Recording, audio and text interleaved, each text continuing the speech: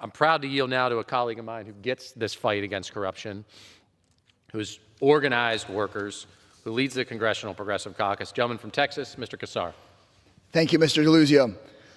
I'm Greg Casar. I'm proud to represent the heart of Texas in the United States Congress, to chair the Congressional Progressive Caucus. But before all that, I started my career as a labor organizer.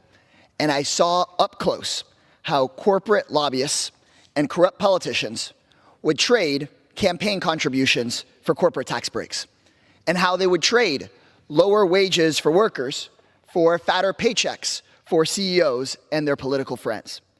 They thought that working people could do nothing about this. They thought their workers were too divided to push back.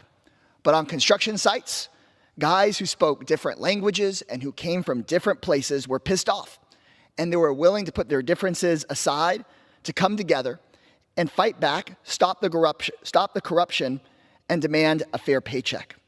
We didn't win by going on bended knee and begging big corporations for better treatment.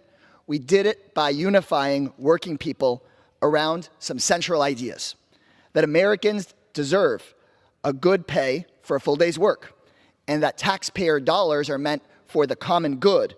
They are not for corporate welfare. Those ideas brought workers together to win historic wage increases and better benefits in the heart of Texas. And this is what we need today in America. And this is what we need the Democratic Party to be all about. The central goal of the Democratic Party should be to break the unholy alliance between corporate greed and corrupt government. We can't just beg CEOs to please bring down prices. We have to break up the giant monopolies that are screwing over consumers and small businesses alike. We can't just beg big CEOs to say, please be nicer to us. No, we have to get big money out of politics so that the ultra-rich don't have a bigger say in this country than the everyday person. And we cannot just beg corporations to give people a raise. We have to unionize workplaces and pass laws that protect the American worker and the American worker's wages. And to get there, we have to transform the Democratic Party into a party that fights for working people first, no matter what, and into a party that is willing to stand up to the powerful special interests that are screwing over working people. Because if we love our country, we have to be willing to fight for the people who make it work. I yield back to my friend, Mr. DeLuzio. Thank the gentleman from Texas.